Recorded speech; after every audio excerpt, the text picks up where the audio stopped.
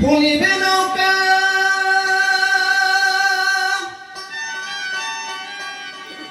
দয়াল মাঝি আমার তাই কয়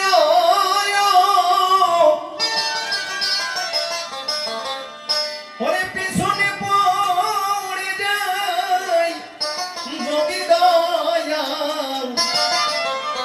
মরে ডেকে লয়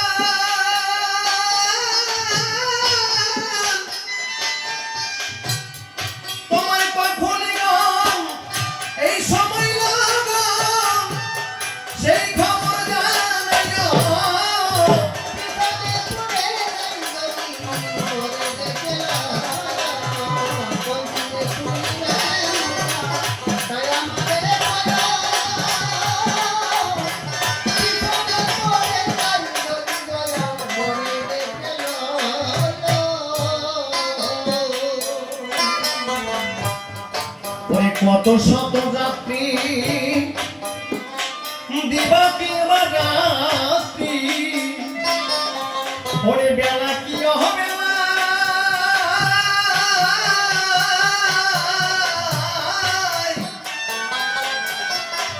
ওরে ভব পারাপার হতে হবে পারাপার তোমার দেওয়া খেওয়ানা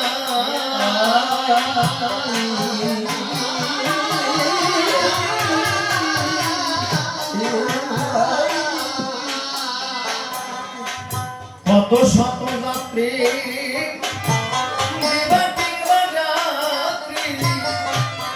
পরে বেলা কি হবে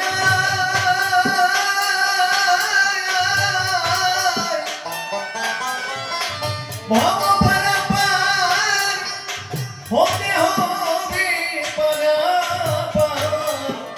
তোমার দেওয়া খেওয়ানা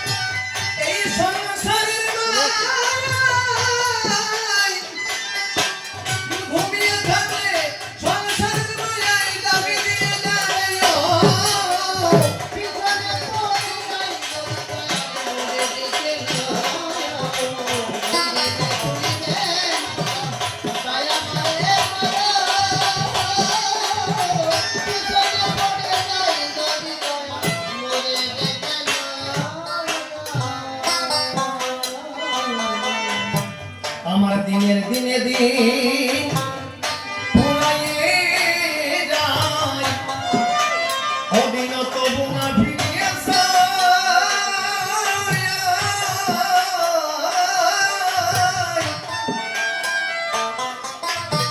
অসাধনা খেলায় কেটে গেল আমার বেলা তো বেশি আর না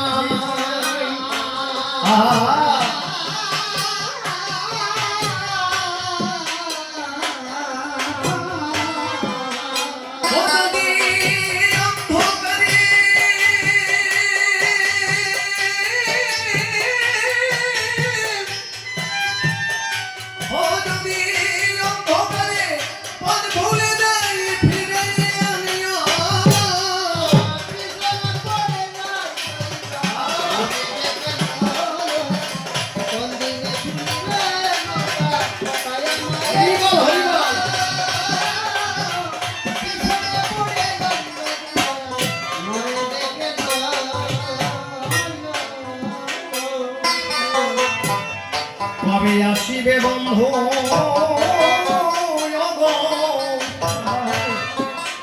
ওই সাগর পারে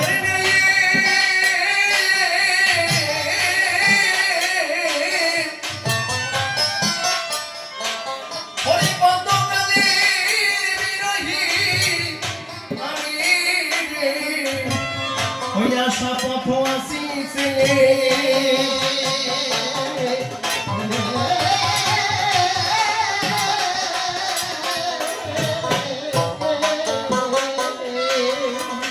পাগল বিজয় সরকার বললেন যে এই অসার ধুলো খেলা করতে করতে বাবা কখন যে আমার বেলা ডুবে যাচ্ছে এখনো আমি বুঝতে পারি নাই। যে পাগল বিজয় সরকার যার আশীর্বাদে বাবা ৬০-৬৫ বছর মহিলার গর্ভে সন্তান হয়েছে সে কয় আমি বুঝতে পারি নাই। আবার কখনো গানের মধ্যে বলো ভালো কথা কইয়ে গেলাম ভালো করবো হলাম আসলে কি তাই? এই জগৎকে শিক্ষা দিবার তরে এমন এমন মহামানব আসে সরাসরি। যেখানে আমার পাগল বিজয় সরকার একদিন কবি গান গাচ্ছে এক জনম দুঃখিনী মা ৬০ বছর পার হয়ে গেছে কিন্তু জীবনে একটা সন্তান পাই না এখন। তাই ভাবতেছে এই কবি আলদের কবি সরকারের আশীর্বাদে নাকি বন্ধানারী বা সন্তানহীনা নারীর গর্ভেও সন্তান হয়। তাই মনে আছে ভাববে এই পাগলের চরণে গিয়ে আমার নিজেকে আত্মসমর্পণ করিব। যদি পাগল আমাকে দয়া করে তাহলে সে আমাকে সন্তান দিলে দিতে পারে। এই কথা চিন্তা করি আমার মা এসে পাগল বিজয় সরকারের চরণে প্রণাম দিয়ে বলতেছে বাবা এই নারী জীবনে যদি আমি মা ডাক না শুনতে পারি তাহলে আমার মতো এই অভাগী জগতে আর কেউ হয় না। তাই পাগল তুমি আমাকে একটু আশীর্বাদ করো দান যেন আমার সামনের বছর আস্তে আস্তে গর্বে আসে একটা সুসন্তান। আমার পাগল বিজয় সরকার বাবা আশীর্বাদ দিয়ে কয় যাও মা সামনের বছর আস্তে আস্তে তোমার গর্বে সন্তান আসবে আর সেই ছেলে নিয়ে আমি এই আসরে তারা এই কবি গান গাবো। তা তখন বাবা আশীর্বাদ দিয়ে চলে গেছে ঘরে গেছে। ওই দিন বিপক্ষে ছিল রসিকলাল সরকার বিপক্ষ ডাক দিয়ে বলছিল বাবা তুমি যে একটা মহিলার আশীর্বাদ দিলে কখনো সে দেখছো ওর বয়স কত? বলতে কেন? হয়তো ৬০-৬২ বছর পার হয়ে গেছে। যে নারীর শরীরে জোয়ার বাটা নাই তার গর্ভে আমার সন্তান হয়নি কেন? পাগল বিজয় কয় বাবা কষ্টি সত্যি না আশীর্বাদ কি দিয়ে আস? কয় হ্যাঁ তুমি আশীর্বাদ করিস। বিজয় কয় শোন রসিক বাবা যদি সত্যি আমি অন্তর থেকে তার আশীর্বাদ করি দাম তাহলে ভুল হবে না। সামনের বছর আস্তে আস্তে বলে আসবে একটা ফুটফুটে পুত্র সন্তান। কারণ আমি যখন আশীর্বাদ দিচ্ছি তখন তুমি আর বিজয় সরকার ছিলাম যার নামে সমন পালায় যার নামে বাবা রামায়ণের কথা পাইতে যায় সেই কবি বসবাস তারক প্রসাদ লিখাইছিলাম। আমার তারকের যদি কৃপা হয় ওর গর্বে সন্তান হবে। তাই ডাক দিয়েছে কোথায় বাবা তারক তুমি রক্ষা করলেন আমার মধ্যে ভক্তের দ্বারা তোমার যেন নামের কলঙ্ক না হয়। তুমি এসে এই নিজ মন্দিরে তাকে একটু আশীর্বাদ করবেন যেন সামনের বছর আসতে আসতে নারীর গর্ভে সন্তান হয়।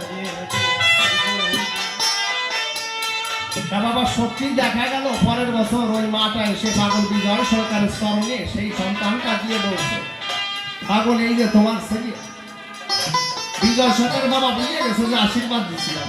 কয় মা কার ছেলে? কয় বাবা মনে নেই গত বছর এই আসরে দাঁড়াইয়ে আমার আশীর্বাদ করেছিল তোমার আশীর্বাদে আমার এই গর্বে এই ছেলে হয়েছে। তো তুমি নাকি আমার এই ছেলে নিয়ে কবি গান গাওয়া তাই আমার মনে আছে ভাবো তোমার চরণে তোমার আমি অর্পণ করে দেবো কারণ এই সন্তান তো আমার না তোমার আশীর্বাদের জন্য। পাগল বিজয় সরকার তখন সেই ছেলে নিয়ে আসরে দাঁড়ায় কবি গান গাবো যে ছেলে আজ অম্বরীশ নাম বাবা বনগা বড় ডিপার্টমেন্টে রেলের চাকরি করে মিথ্যে কথা। সেই পাগল বিজয় সরকার বলতো কখন যে বেলা ডুবিয়ে গেল আমি বুঝতে পারলাম কিন্তু আসলে তো তা নয়। এই জগৎকে শিক্ষা দেওয়ার পরে জগতে জ্ঞানের আলো প্রকাশ করার জন্য এমন মহামানবরা আসে চলাচল। তাই আমার পাগল বিজয় সরকার বললেন কবে আসিবে বন্ধু গো, ওই সাগর পাড়ে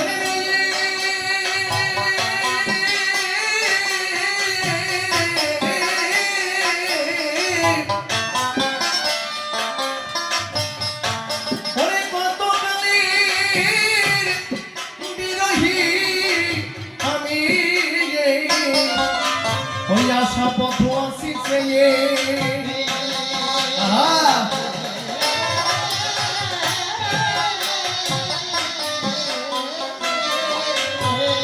তোমার ময়ূরপঙ্খী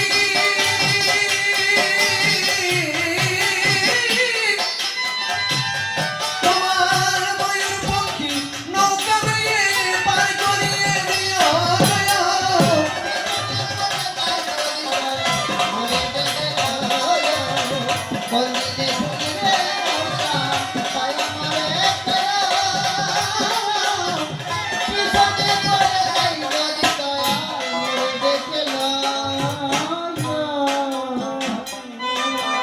শেষের দিনে পাগল বুঝতে গেল বাবা এখন ক্লান্ত দেহ শ্রান্ত মনে যদি কখনো সাধু সঙ্গে যায় আর যাওয়ার মতো শক্তি নাই, তখন কোনো রাস্তায় হসপিটালে পড়ে যাবে।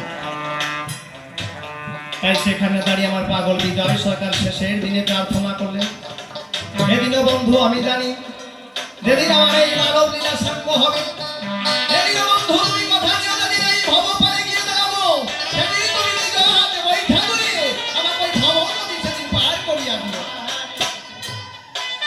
তাই পাগলের শেষের নিবেদন।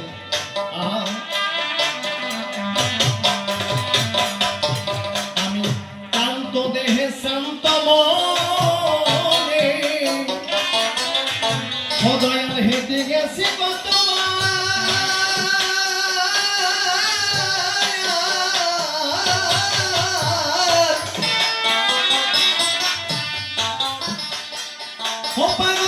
বিজয় বলে পথ চলিতে পারি না কভুয়া